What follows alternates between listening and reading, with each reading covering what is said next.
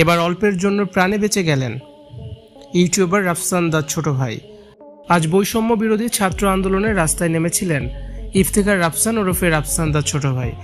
বিক্ষোভকারী শিক্ষার্থীরা ক্ষোভে ফেটে পড়েছেন। রাফসানকে দেখেই ভুয়া ভুয়া দুয়ো শোনাতে থাকেন শিক্ষার্থীরা। ধাক্কা দিয়ে রাফসানকে চলে যেতে বলেন শিক্ষার্থীরা। চারদিক থেকে আন্দোলনরত শিক্ষার্থীরা ঘিরে ধরেন রাফসানদির ছোট ভাইকে, যেন নিজের প্রাণ হাতে নিয়ে পালিয়েছিলেন রাফসানদার ছোট ভাই। এরপর রাফসানের গাড়ি লক্ষ্য করে আন্দোলনরত শিক্ষার্থীরা তেড়ে আসেন। ছাত্রছাত্রীদের চাপের মুখে দ্রুত স্থান ত্যাগ করেন রাফসানদার ছোট ভাই। তবে রাফসানকে দেখেই কেন ক্ষোভে ফেটে পড়েছেন শিক্ষার্থীরা? অবশ্য এর দায় সম্পূর্ণ রাফসানের নিজেরই।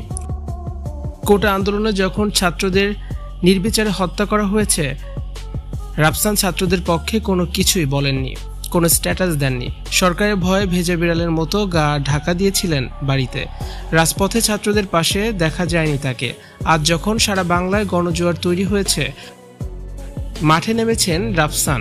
ছাত্রদের বিজয় অতি সন্নিকটে। শেষ সময়ে এসে সিম্প্যাথি নিতে এসেছেন রাফসান, যা কখনোই হতে দেবে না ছাত্র সংগঠন। তাই তো ভণ্ড এই ইউটিউবারকে ধুয়ে দিয়েছেন ছাত্ররা। এমন চাটুকার ভীতু লোকের সমর্থন ছাত্রদের কখনোই প্রয়োজন নেই, দরকার নেই। শত শত ছাত্রের রক্তের বিনিময়ে এই আন্দোলন দুর্বার গতিতে এগিয়ে যাচ্ছে, যার বিজয় এখন খুব সন্নিকটে। রাফসানের মতো অখ্যাত ইউটিউবারকে গোনার সময় নেই ছাত্র জনতার।